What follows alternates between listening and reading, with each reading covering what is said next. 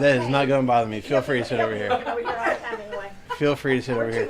I'll just talk over this way. That's I'm no just big going to do deal. this. And I'm just, we'll So talk like the this to each other. the year that we had, what was it, 2020, when COVID and everything, and then we started doing, when we started meeting back in the building, we had all of our social distancing stuff. Oh. We had our candlelight service, and so when we start that, once we get started, like we make it really dark in there, but the spotlights are on, so it was even more blinding than maybe typically, just because it's so dark and it's like the lights come on.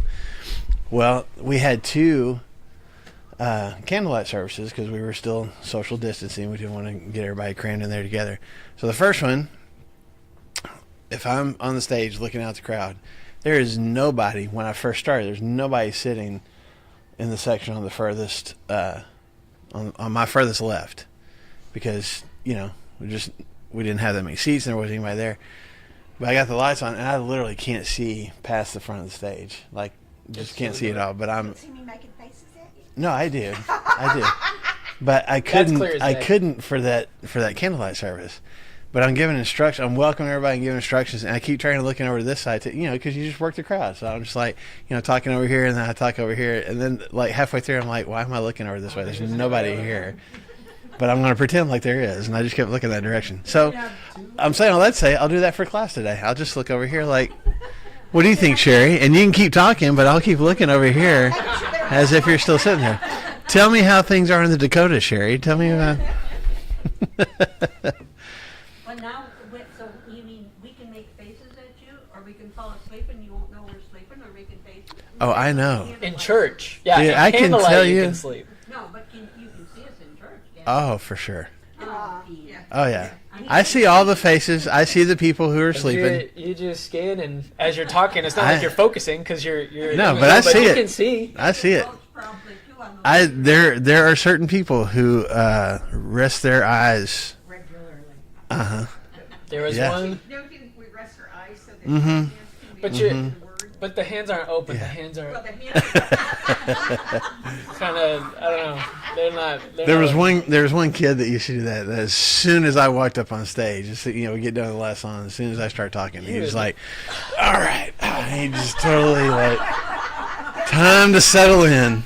And would just be out cold the whole sermon his time. parents wouldn't even do it, and he'd be like this. Yeah.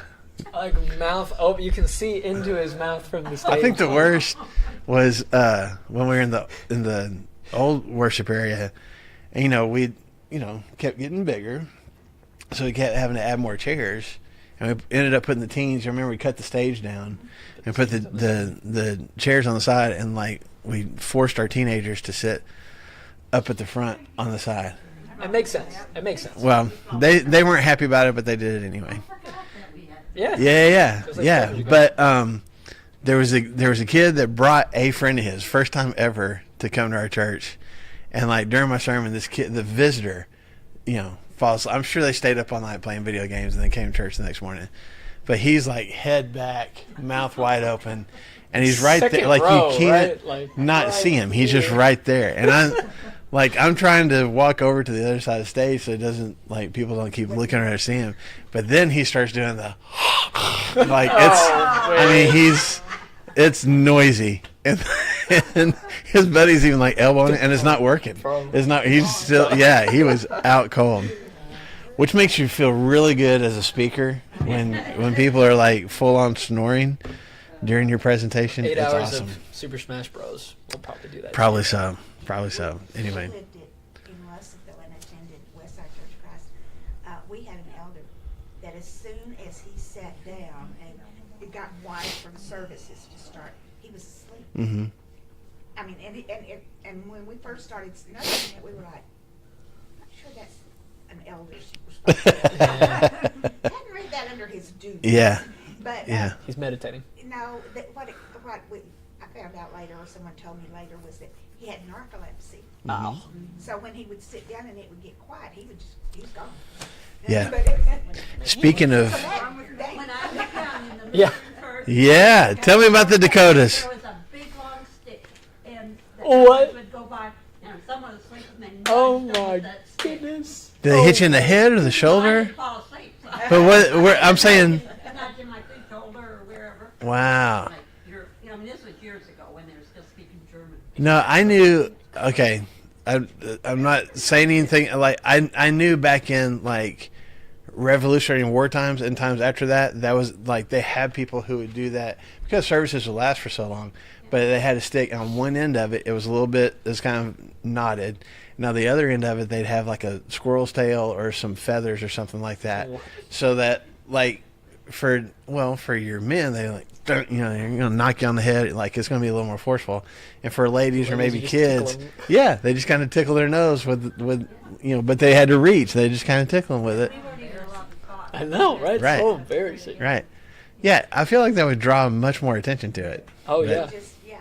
I may not notice, but if I see some guy get up and stick, like, yeah, Yeah. I'd be like, Yeah.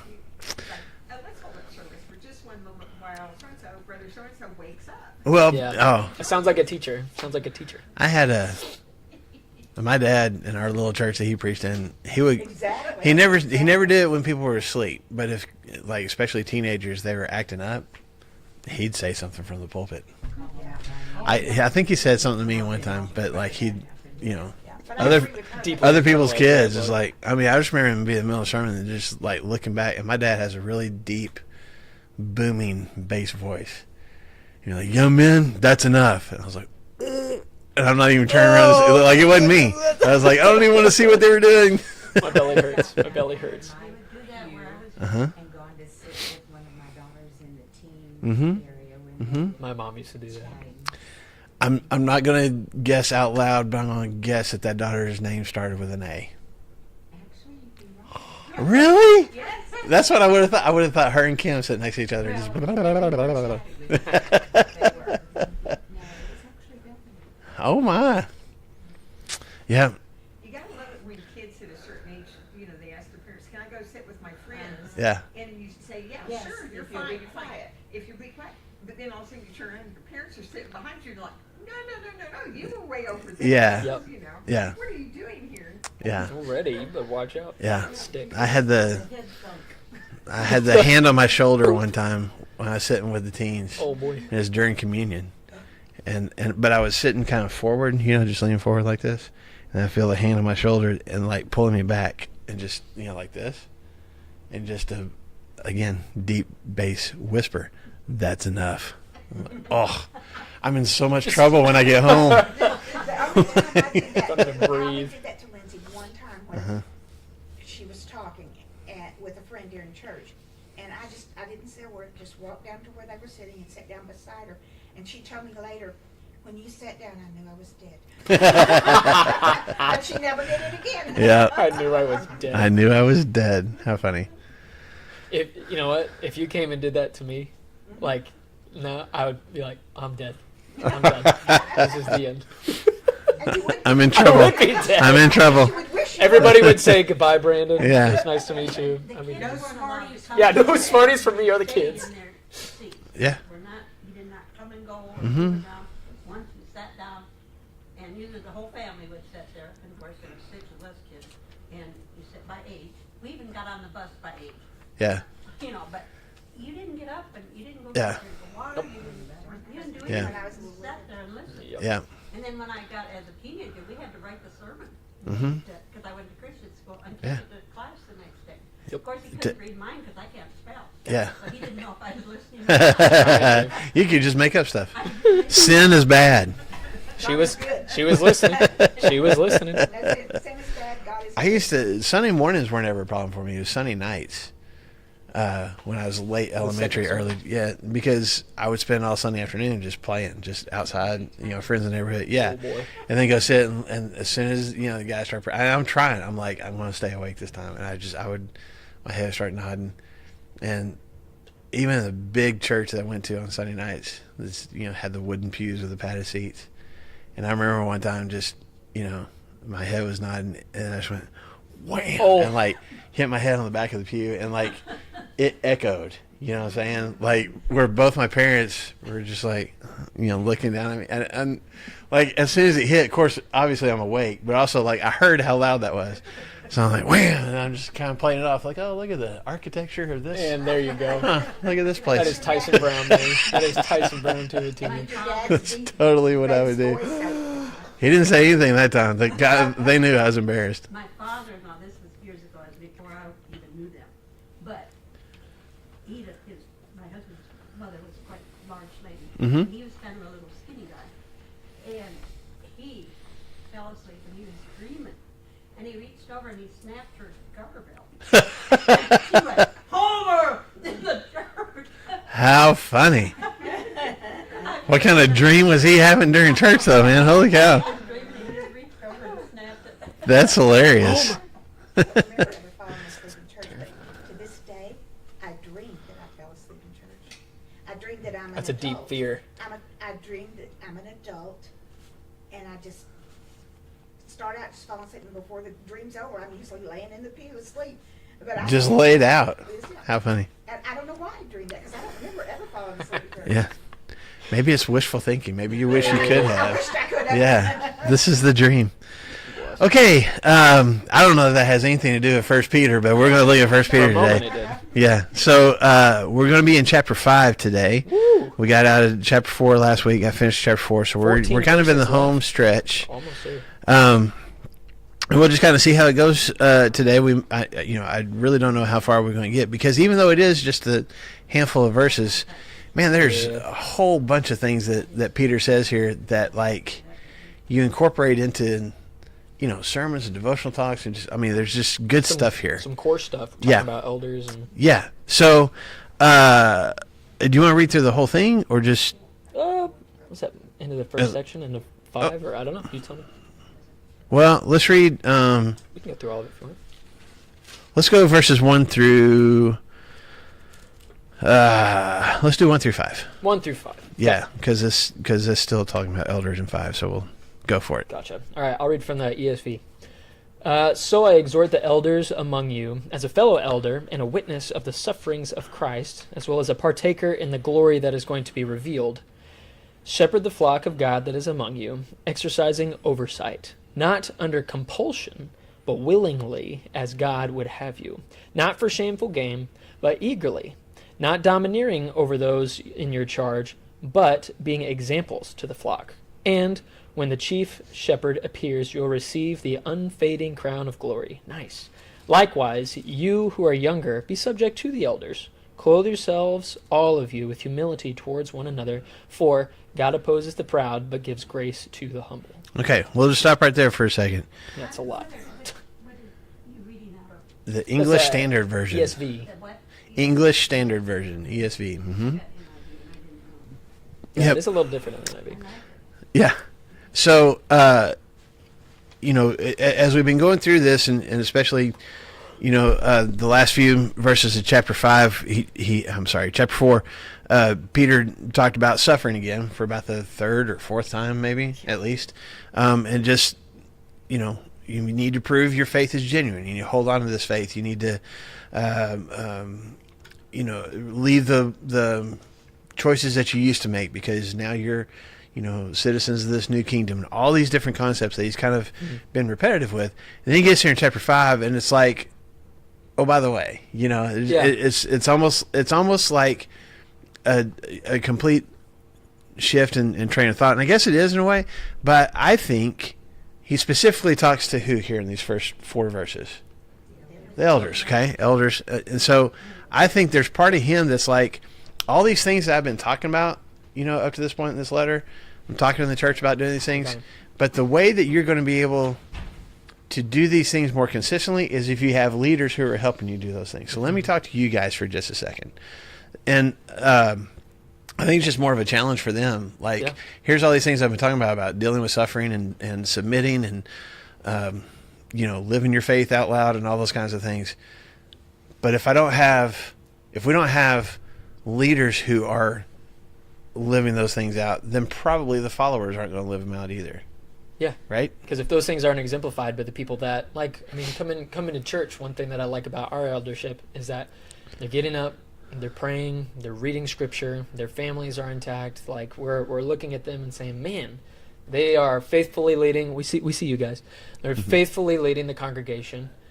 so that each of us would be like, I would like to submit to your leadership. Because if we have, imagine everything that Peter said about going through, they're living, they haven't given up their sinful ways, or just a little bit, they're not completely, or they're completely flabbergasted by the suffering that they're, like, I don't think I can do this. This is too much. This is too much.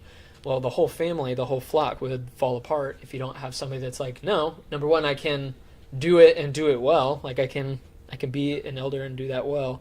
And because of that, we can follow our elders. Because if you don't have that, it's a lot harder for us to actually go and do the things that Peter's talking about. Yeah. It's interesting because in both 1 Timothy chapter 3 and Titus, I want to say 3, but I don't remember if it's 3 or not. But I know it's the book of Titus. That Paul gives kind of this list of, we call it qualifications. It's more just character traits. These are the kind of things you're looking for in your shepherds and your deacons, your church leadership. And it's typical Paul. It's like, let me rattle off, a dozen, or however many it is, character traits. And Peter is doing something similar here, but not like, let me give you just a checklist of things, he's really talking to these elders. But I want to get into this a little, let's get into a little more details here. When he first addresses them, he says, hey, I'm one of you guys too. Yeah. Like, I, as someone who has been in the role that you guys are in, let me encourage you what you need to be doing. There's 3 different Greek words that Peter uses here to address the same position. Okay? So, I'm going to Bible nerd on you guys just a little bit. All right? But the word presbyteros, which we get the word presbytery and Presbyterian from, is what we typically translate in our English Bibles as the word elder, or sometimes I think it's bishop. I can't remember if bishop is the same thing as elder or bishop is the same thing as overseer. Anyway, doesn't matter. It's a Greek word for an older person, but it's used most often, at least in the New Testament, to talk about an older person, but someone who has wisdom and someone who is a leader, usually in the religious group. So It's like a Jesus, position more than an elderly person. but not necessarily having an office. So like you'll see Jesus even talk about the teachers of the law and the elders.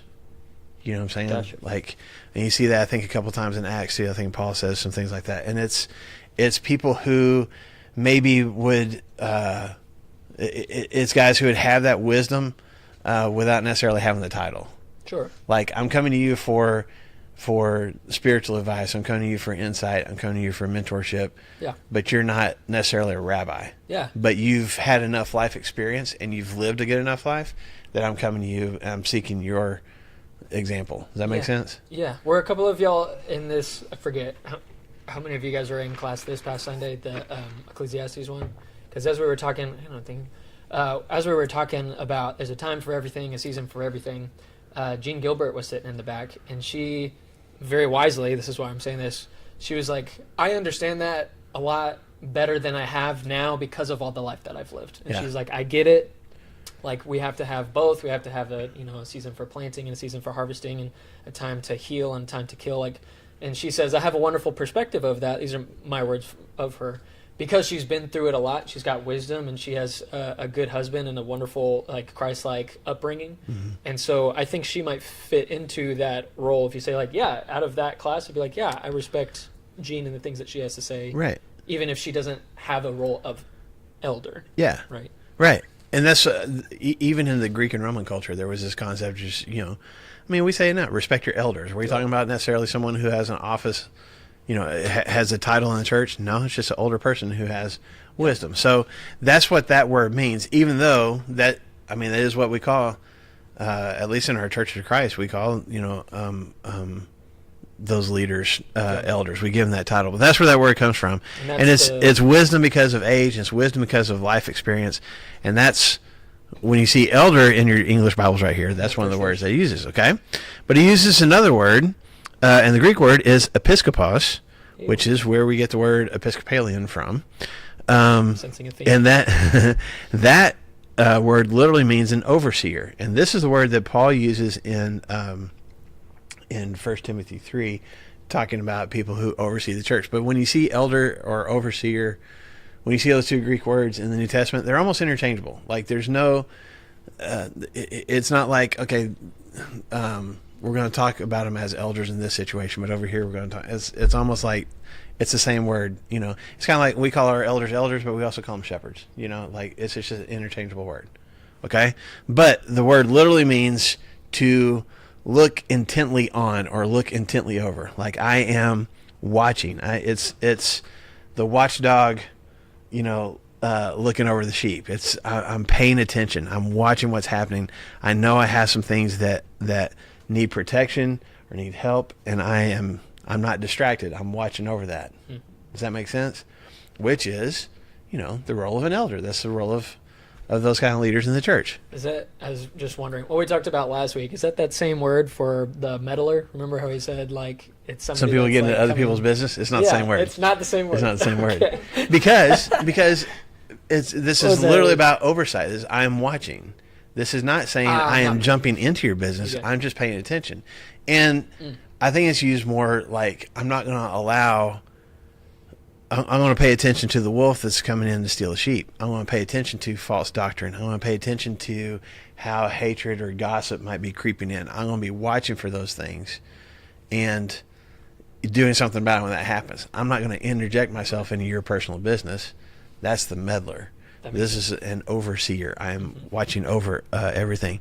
And then the other word that's at least alluded to as far as these leaders in the church is the Greek word poimen, which means shepherd. It's someone who is taking care of the flock.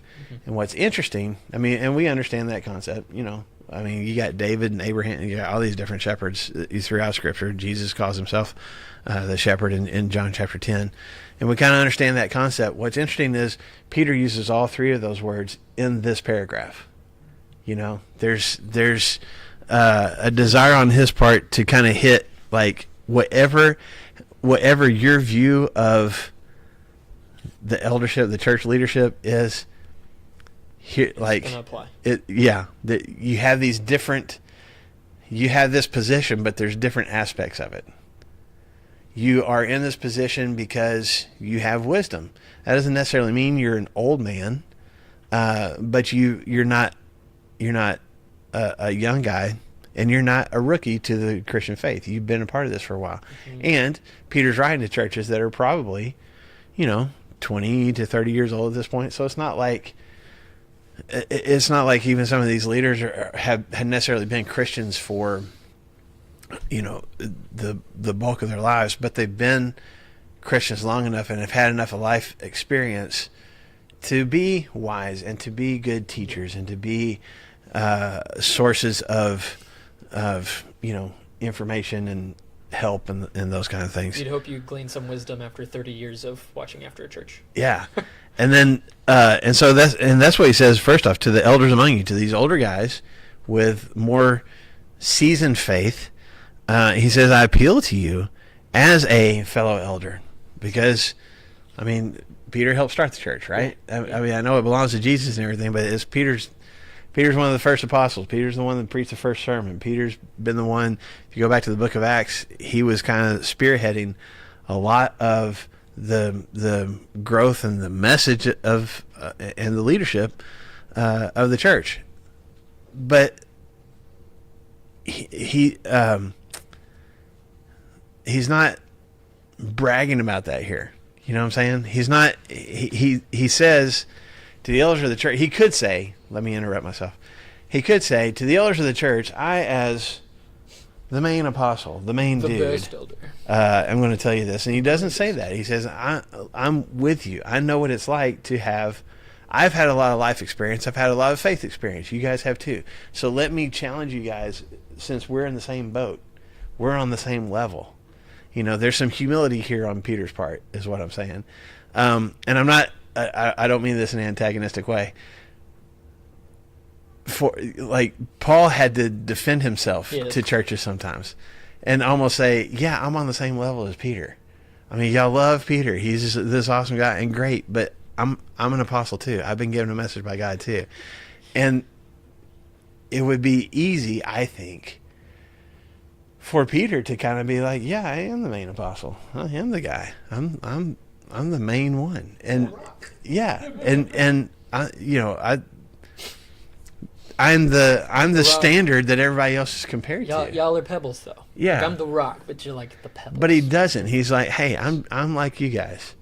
I'm a leader in the church who's had some life experiences, faith experience. So have you guys. So And he's since an we're old in that same role, let me challenge you guys with this. There is some humility there for sure, and that's It what. ends with, too. Yeah. Which was not necessarily how he started out. Say, there has been a complete 180 and keep walking turn for Peter. So, and I'm just pointing out these words again, like, in verse 2, be shepherds of God's flock. There's that poimen, that is under your care, serving as overseers. There's that, you know what I'm saying? So Peter is like, Using this every is synonymous word he can. every word that describes the position that you're in and the roles that you play. Let me touch on that. It's an all-encompassing kind of thing. Does that make sense? So, I just wanted to point that out to you guys.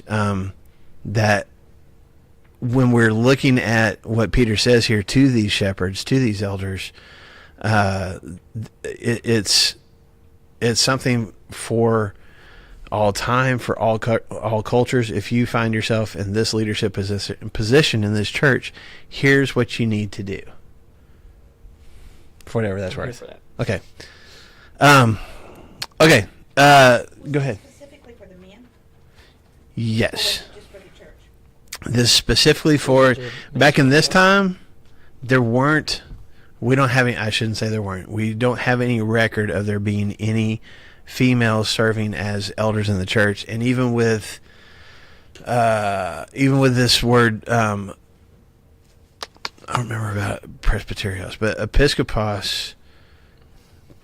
That's the masculine word, but there's another ending that you put on that. That's a Feminine. yeah, that would be a woman overseeing things, and I can't remember if there's a scripture. I feel like there's a verse, and I didn't write it down, that talks about that. So, Like one of the last classes of our Women's Roles Insights class, I know we talked about that too. there were definitely leaders. It seems like, well, in my opinion, it seems like there were females operating the roles of what we would call deacons.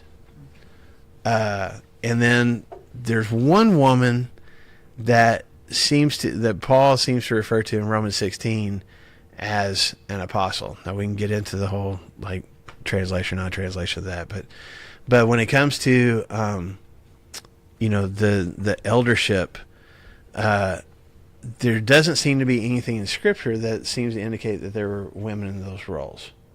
Now, part of that, I think, is a cultural thing.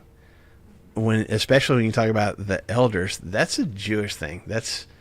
You had elders in the synagogues. You had elders in these little, towns in Judea and stuff when you didn't have any rabbis there. You know what I'm saying? And so, for me, it's not that a woman couldn't serve in this role or like wouldn't have the. I think there's some people like women they don't have the mental capacity or the emotional capacity. That's just stupid. Within the past 100 years, we've That's so dumb. those things have been. Yeah, but if we're just asking for it, can you see it anywhere in Scripture? We don't have any indication of that. For whatever that's worth. So it seems like he's talking to at least these older men here, who are the leaders in the church. He calls himself a fellow elder. Let's see, and he plans to share. There in verse 1. We're those of us who are in this world, we're going to share in the glory to be revealed. Assuming he's talking about Christ's return, when Christ comes back, we see him in his full glory. We get to share in that. Okay, but then after he addresses them in verse 1, and then he says, "What do we do? What do you need to do?" In verse 2, verses 2 and 3. I mean, what's the first words there in verse 2? Be shepherds, okay? I know you you have seniority and you have wisdom, but use your seniority, use your years of experience, use your role to be a shepherd, okay? And what's interesting is here in verses 2 and 3, he kind of goes through not only what that looks like, but the motivation for why. Here's why you do this, all right? So he says, be shepherds of God's flock that is under your care. So who does this flock belong to? God. Okay. What can be a temptation for people in leadership positions in the church? Think they're good. This is my church. Things are going to go my way. And just for Peter to even just say, you are shepherds, but these ain't your sheep. This is God's sheep. You're watching over them. You're protecting them, but they belong to God. They don't belong to you. Okay? That would be a huge shift. I mean, think if you are actually shepherding actual sheep, to know that that's a big responsibility. If one of these sheep just, cuts their hoof on something, we need to know about it. Yeah. Because the shepherd is coming back to this is his flock. Right. And that wasn't uncommon, especially in the Jewish culture. You had shepherds that would get hired out by owners who probably never even set foot on the farm, but they were paying somebody to take care of their sheep and reap all the benefits. But he say, this belongs to God. And we see that other places in Scripture. All the way back in Psalms, David says we're his people, the sheep of his pasture, talking about God. So that's always been the case for God's people. Doesn't it seem like, maybe I'm the only one that thinks this, because it seems kind of strange, because we've talked about the reputation that shepherds had in their time. Mm-hmm. And then to refer to the leaders of the church as shepherds, Mm-hmm. yeah, you're dishonest, you can't testify in court, nobody wants you around, and Yeah. you can't come into the town. Yeah. It's there is an issue there because at least when Jesus was born, shepherds didn't have the best reputation in the world. But I think there's something. Well, again, go read John chapter 10. Jesus goes into this long description of himself as the good shepherd, and he calls himself, I am the good shepherd, which means what? There are bad shepherds, He's but I'm- reinventing the role. Yeah, he's like, and I'm one of the good ones, and it's hearkening back to, I mean, from the get go, Abraham was a shepherd. All his boys after, his descendants after him. I mean, this is one of the things that kind of was distinctive about God's people was shepherding. But I think and I think God keeps using that analogy in the Psalms, the prophets. They talk about sheep who have gone astray. Jesus' parable about the lost lamb, like it resonates. There's something about sheep. They're not completely dumb, but they do dumb things. And they get themselves in difficult situations that somebody else has to help them out of. And I'm sure y'all seen the video I'm thinking it of right now. the guy that struggles forever to get the sheep out of is in New Zealand or Australia or something like that. Something Struggles long forever pit. it's this long ditch and this sheep is stuck in it. Have you guys seen this? Have y'all seen this Oh, video? man. Oh my gosh. It's anyway, they struggle forever. He finally gets the sheep out. I mean, it's been a while. And he's like, just this thing is like, it seems like 5 feet deep, 4 or 5 feet deep. Huge trench. But it's only about that wide, and the sheep is just stuck in it and can't move. And he works and works and works and finally gets it out and is like, okay, it's out. You're up on the ground now. And it takes 3 steps and jumps right back in. Jumps. It goes, doo, I mean, doo, just pop. jumps and lands. And he's just like, But that's what we do, right? We get in a bad situation because of our own choices, and get ourselves in hurtful places. We get rescued and then we go running back to it. Does the shepherd try to get him out again? In the The video, video quits, so you don't know for sure. You just see him just like, Oh my gosh. yeah, It's so funny. it's hilarious. Walk off and leave it. No, I mean, No, he works hard to absolutely get it not. out. But just for that moment, you're just like, oh my gosh, it just got you out of this. Anyway, so to your point, Lou, yeah, there were bad character traits of shepherds for sure, back in this time, but I think, like you said, I think Jesus kind of refocuses the perception of shepherds, especially when it comes to the church, because this is what shepherds are supposed to do. This is what Jesus does for his church, and this is what the leaders are called to do as well. Rescue when you can, help, guide, lead to safer places, all those kinds of things. That's what shepherds are supposed to do. Yeah, just as a tangent, I mean, that's a beautiful part of the Bible, is that where we see, as Paul would say, like dimly in a mirror, like God's like, hey, this is perfected. So we have marriage here. Marriage is wonderful. Sometimes it's terrible, but Jesus is like, hey, I'm the perfect version of that. Mm-hmm. You see shepherds, which are marred by thievery and lies. I'm the perfect version of all of that. Mm-hmm. In the Lord's Prayer, he says, Lord, like our Father, hallowed be thy name. So he says, hey, listen, what you experience as a father, I am the perfect version of whatever you thought a father was. I'm distinctly different. Mm-hmm. And that's what he does with us. It's cool. And then these sheep also have been placed there. They belong to God, but they've been placed under the care of the shepherds. And Peter can feel that. I mean, go back to John chapter 21 when Peter has this really difficult conversation with Jesus after Jesus is resurrected. And he asks him 3 times, do you love me? And he struggles with that every single time with his answer. But after Peter gives his answer, and not even getting into whether he's saying, yeah, I kind of like you, or yeah, I really love you. What does Jesus say every single time? Do y'all remember? Feed my sheep. In some version, take care of my lambs, feed my sheep. Okay, so before the start of the church, this is a mission that Jesus has given Peter. He's imparting, like he's passing the staff. Yeah, Really? I've been the shepherd. I need you. I'm not going to be here anymore. You take care of feeding them. You take care of protecting them and keeping them safe. And Peter has tried to do that, but he's also passing that mantle in a way onto these guys. You guys need to take care of the flock. It also, I want to show you guys this. Hold your finger there in 1 Peter chapter 5 and go back in the Old Testament to Ezekiel. Oh, boy. Now, this is God's words spoken through the prophet Ezekiel to his people, and this is when things were falling apart. This is right before, or right as, I guess, Jerusalem was being destroyed, and Ezekiel's already been taken into Babylon as part of the Babylonian captivity, but there's more people that are now coming. Okay, and just to kind of give you the context. Ezekiel what? Ezekiel chapter 34. I'm sorry, I didn't tell you what chapter. Chapter 34.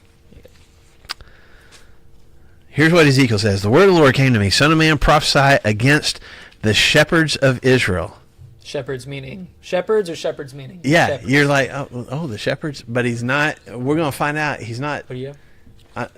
Chapter 34, starting in verse 1 of Ezekiel.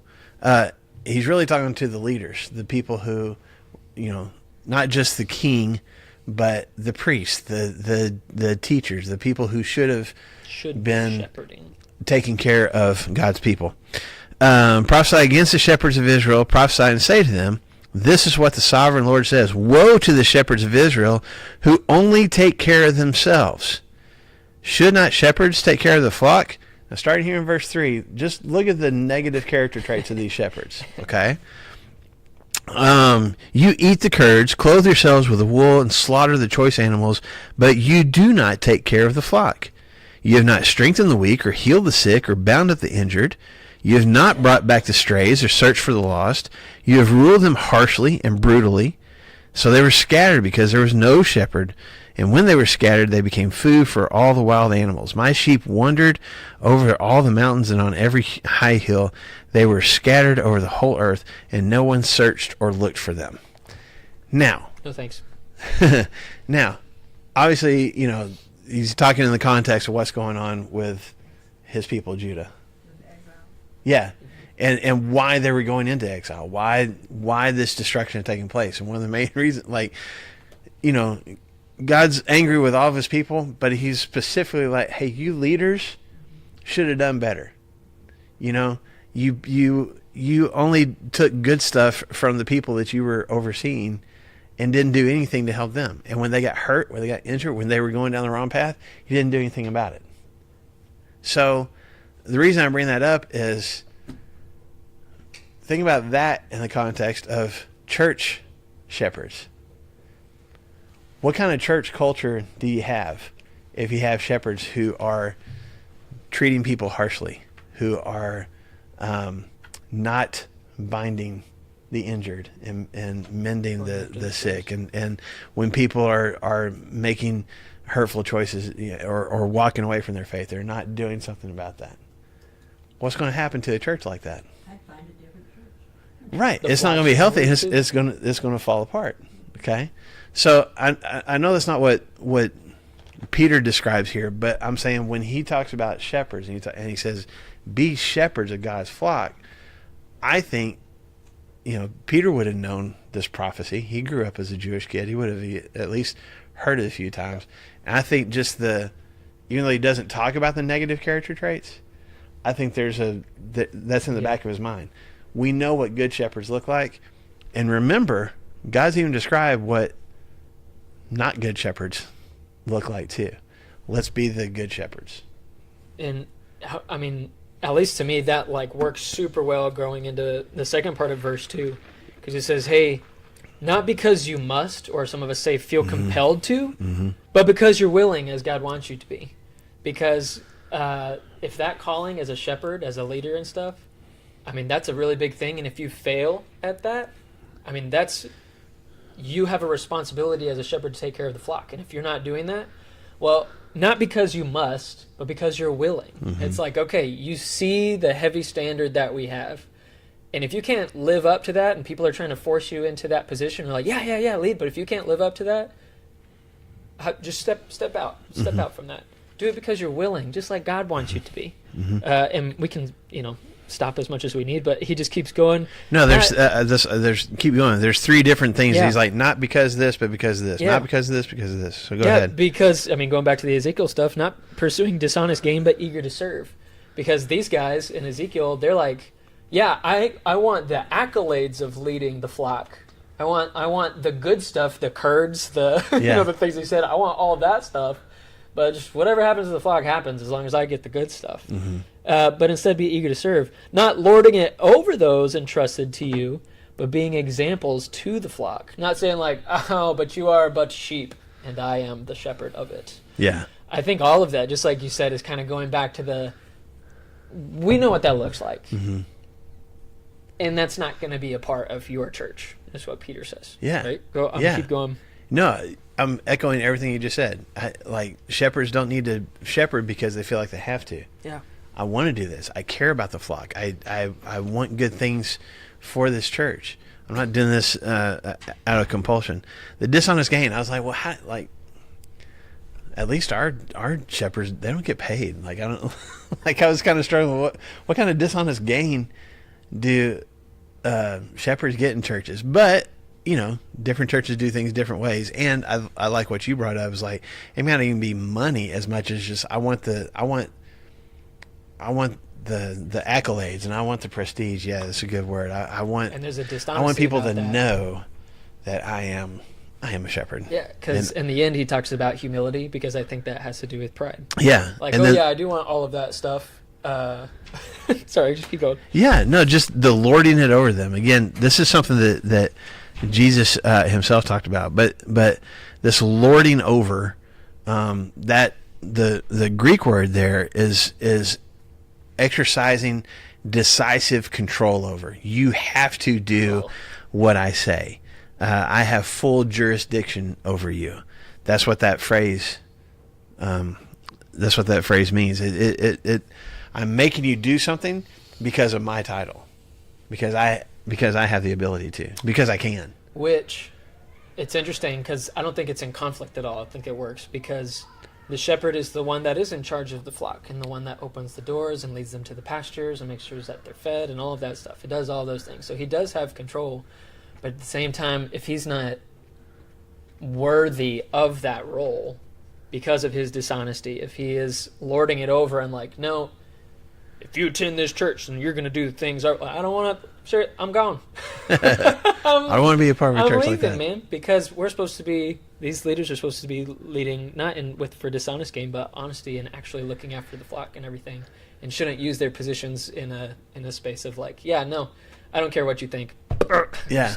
Got you. And it all is about humility. It's why am I in this role? I'm in this role because I think I can help your life be better. I can help you. I can be a source of strength for you. I can be a guide for you. Yeah. I'm not going to force you to see things my way or do things the way that I want them to.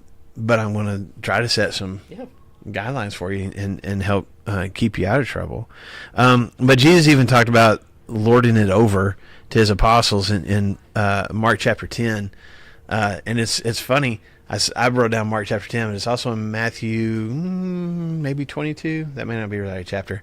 But it's when James and John make their request to Jesus. Hey, when your kingdom gets set up, we want to sit on the right and the left. We want to be in the best seats. We want to be your right hand man and your left hand man.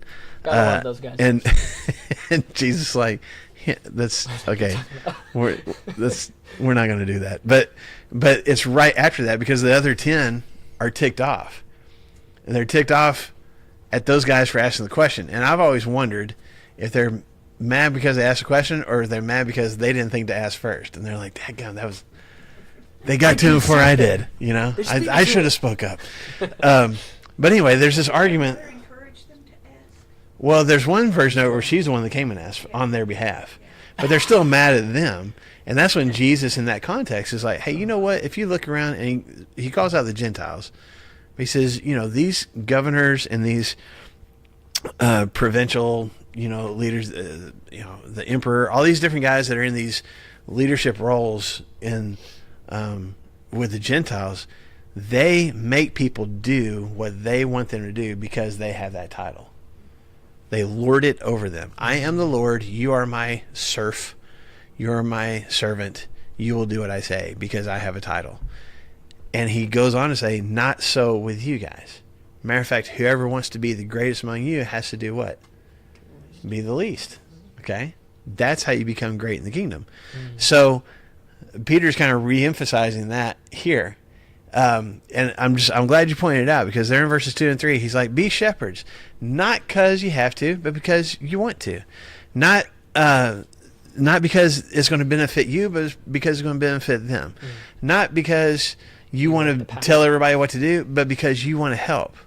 Like, it's all about the church. Humility. Do this role and do it well, not for you, but for them. You're going to get glory. You're going to get to participate in the glory when Christ comes back. That's going to be your reward. But your job is to take care of the flock. And that's the kind of heart that we need to see in our leaders. And that's what in verse 4 he says, when the chief shepherd appears, and this is the only time that this is used in Scripture, this chief shepherd, talking about Jesus, you're going to receive a crown of glory. You don't get a crown while you're being a shepherd. How many shepherds would you see wandering around in the fields with sheep with crowns on their heads? None of them, right? Because a shepherd is kind of a lowly position. I am actually doing things, taking care of these sheep, but I'm not getting a whole, like, the sheep aren't turning around going, oh, thank you so much Paying the shepherd for leading us to some good water and keeping us safe from the wolves. You don't get a whole lot of accolades from the people that you're shepherding. Not that we shouldn't encourage our shepherds. I think we should, but that's not the motivation. The motivation is to take care of the flock and then just recognize I'm going to get recognition and glory and honor from Jesus, from the one who has every right to give that to me. I'm not seeking it for myself, but I will get to participate in it when that time comes. Does that all make sense? Okay. Yeah. So then, I don't know anything else about the shepherds that we need to bring up here. Mike says this is interesting, I think. 2 Greek words for crown include diad. died. Mm-hmm. Referring to the crown worn by a king, and Stephanos, referring to the crown bestowed in the athletic games or Mhm. the field of battle. The former is conferred by birthright, the latter by personal victory. Mm-hmm. So it's this. I mean, think if I had a lot of medals in track and field in high school. I say facetiously, as I got participation trophies. They're stored away, you know. And even kings, you've got these crowns that will rust, these crowns that are beautiful and all of that. But wouldn't you like a crown that never fades Mm-hmm. and is unending? Well, or the Is there an old Church of Christ song, something about diadem? I'm sure. yeah. Yes. All hail the power of Jesus' name. That's it. That's it. Yeah. Sing it, sing it, sing it, sing it. But yes. Can you You sing don't know that song? I'm sure I do, Okay. actually. But Bring forth the royal diadem and crown him Lord of all. That's it. Okay, real quick, because I don't want us to completely run out of time. So he, It's like, so, we've heard that before. I've heard that word diadem. He says all this to these shepherds, right? And then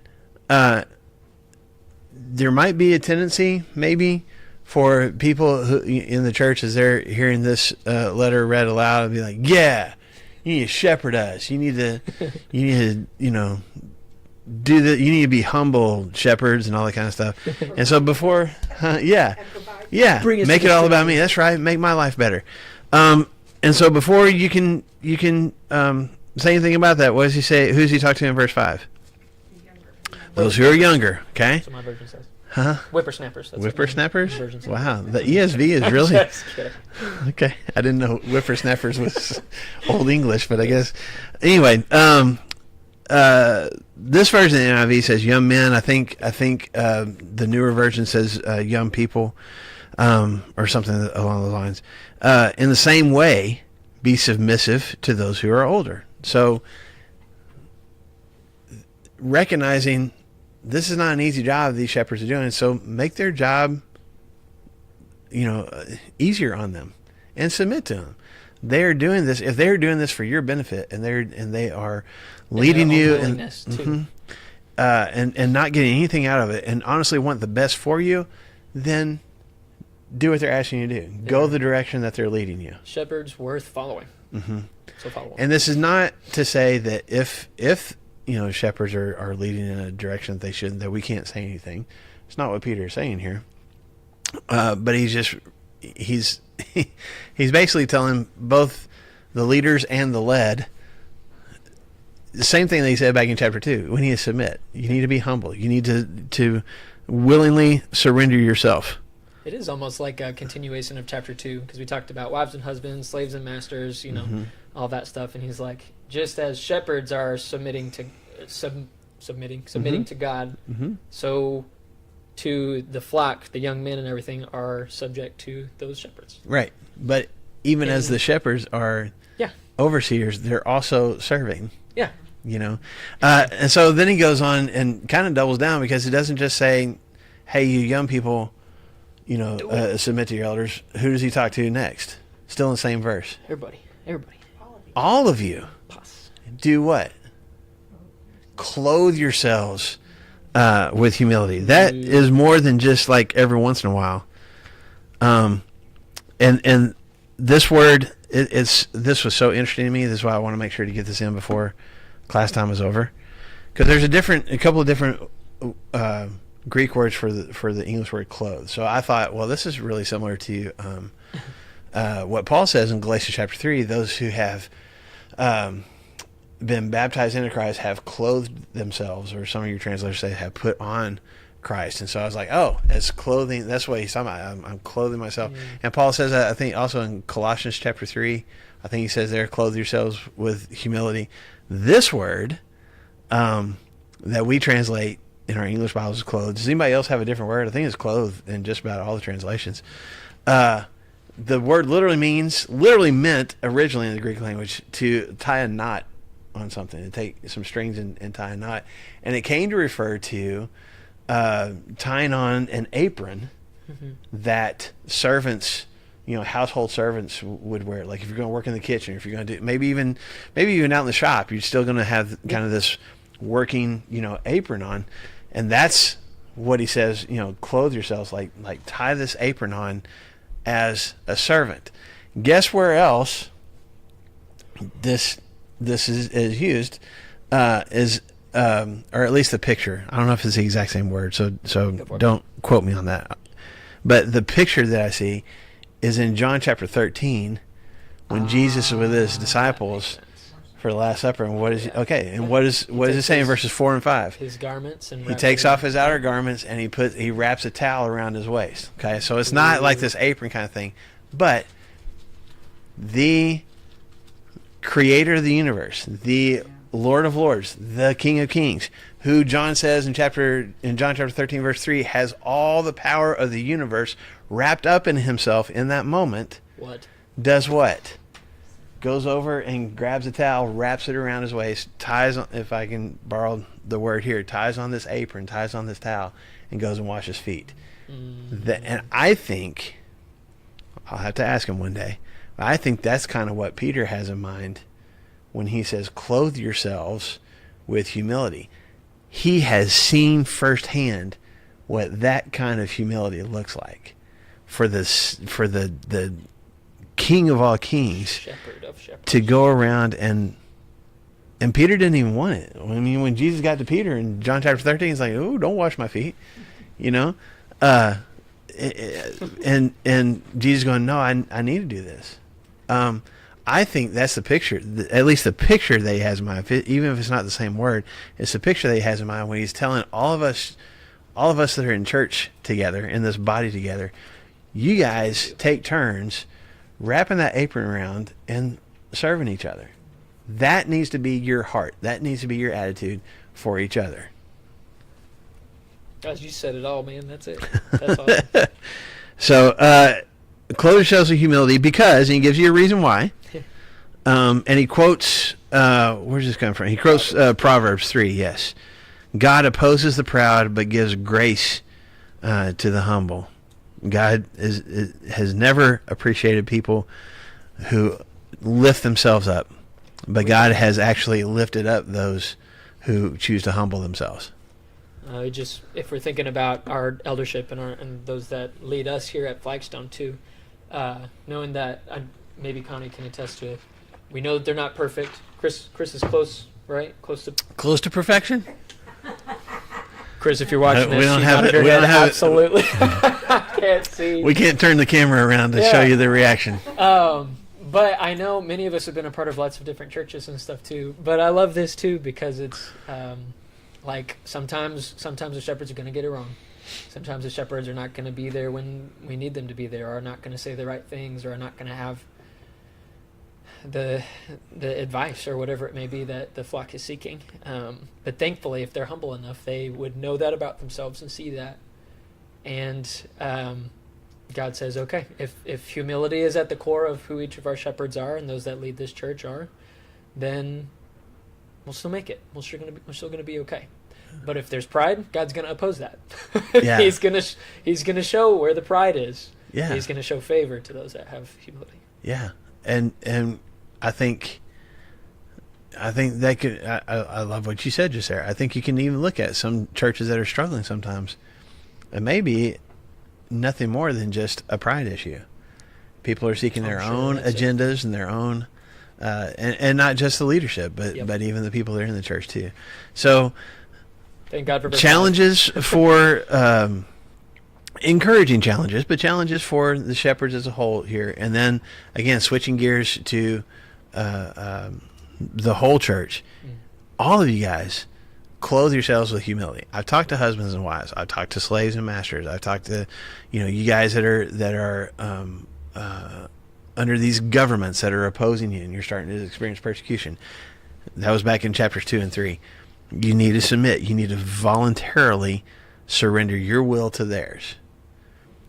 And he kind of doubles down on it now as like, if for some reason you didn't find yourself in any of those categories that I mentioned before, everybody clothe yourselves with humility. Voluntarily surrender your will to each other. What does the person sitting next to me need? What does the person sitting across from me need? How can I bless them? because God's going to redeem that. God's going to do good stuff with that. So Right. this is a good stopping point for us. Well, I think we can finish chapter 5 next week. Whoa.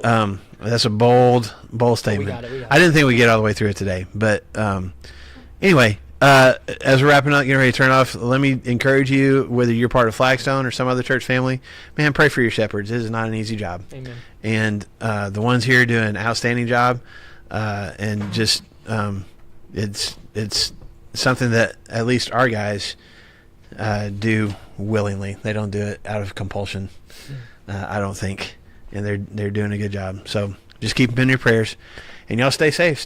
Try to stay dry and not get washed away in all the rain today. Yeah, snow on Wednesday or something. Oh, bless. It is not going to snow tonight. That's what it says. Oh my That's what it goodness, says. After the tornado, then we'll that's get crazy. It's in the forecast. All right. Did you know there's a church here in Bentonville, and they do wash their feet? And they said it makes them feel so humble. I mean, I wouldn't